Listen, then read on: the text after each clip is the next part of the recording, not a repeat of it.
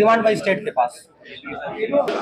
जी sir, ये बता दीजिए जो हमलावर पकड़े गए हैं कैसे पकड़े गए हैं और क्या क्या बरामद हुआ है और क्या अपराधी किया है। जैसा कि आप लोग जान रहे हैं 28 तारीख को चंद्रशेखर आजाद की गाड़ी पर हमला हुआ था। वो फॉर्च्यूनर गाड़ी में सवार थे। इसमें एसएसपी सहारनपुर द्वारा त्वरित तौर पर 5 टीमें बनाई गई थी। एसपी सिटी, एसपी देहात, सीओ देवबंद, स्वाट और सर्विलांस की ये टीमें लगातार काम कर रही थी और हर घंटे इनकी मॉनिटरिंग की जा रही थी। इसी क्रम में ये तथ्य निकलकर सामने आया कि ये 4 लड़के हैं। एक विक्की जो कि हरियाणा का रहने वाला है, एक विक्की रणखंडी का रहने वाला है, एक प्रशांत है और एक लविश है। ये चारों लोग गाड़ी में सवार थे स्विफ्ट डिजायर में। गाड़ी विक्की उर्फ विकास की थी जो कि हरियाणा का रहने वाला है। और इन्होंने पूछताछ में ये बताया कि पिछले कुछ महीनों से जो चंद्रशेखर आजाद द्वारा एनसीआर और दिल्ली में बयानबाजी की जा रही थी, उस बयानबाजी में काफ़ी ऐसी चीज़ें थी इसको लेके हम लोग में काफ़ी नाराजगी थी, उल्टे सीधे जो बयान थे। इसलिए ये लोग आ रहे थे और टोल पर, रोहाना टोल पर इन्होंने देखा कि चंद्रशेखर का काफिला था। तत्काल इन्होंने अटैक करने का प्लान बनाया और पीछा करते हुए इन्होंने देवबंद में जाकर उनकी गाड़ी पर फायर किया। कुल 3 राउंड फायरिंग के द्वारा की गई है जो 315 बोर के तमंचे से की गई है।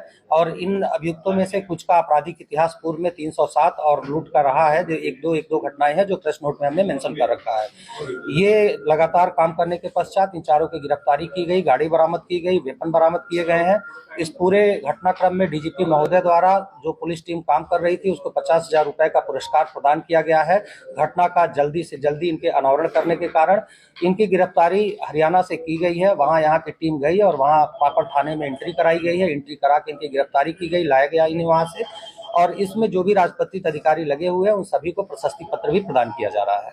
सर, क्या इनका आपराधिक इतिहास रहा है? जी, इनका आपराधिक इतिहास हमने मेंशन कर दिया है प्रेस नोट में। 307 के और कुछ अन्य मामले पूर्व में है, वो सारी चीजें हमने आप लोगों को मेंशन कर दी। इन चारों का आपराधिक इतिहास है या 2 का? 4 में से 3 का आपराधिक इतिहास अभी तक हमें प्राप्त हुआ है। हथियार इनके पास थे, जैसा कि हमने बताया पूर्व में भी इन्होंने 307 की और एक लूट की घटना में भी ये शामिल रहे देवबंद में, तो इनका आपराधिक इतिहास पहले से रहा। जिस बयानों से ये आहत हुए थे क्या वो राजनीतिक बयान थे या जातिगत बयान थे, कुछ बताया है इन्होंने? ये सारी चीजें बृहद अभी इसमें पूछताछ की जानी है। काफी तथ्य अभी और सामने आने हैं, तो इनको हमें नियमानुसार अभी मजिस्ट्रेट के सामने पेश करना है। माननीय न्यायालय के सामने पेश करने के पश्चात फिर हम लोग रिमांड मांगेंगे और जैसे ही हमें अनुमति मिलेगी उस रिमांड के आधार पर अग्रिम और पूछताछ करेंगे। जो तथ्य सामने आएंगे वो आप लोगों से हम लोग शेयर करेंगे। अभी तक तो जो आया है ये 4 लड़के ही शामिल हैं और सारी की गिरफ्तारी हुई है और ये सारे के सारे, ये चारों के सारे। हाँ, फायरिंग इसीलिए की गई थी। Thank you.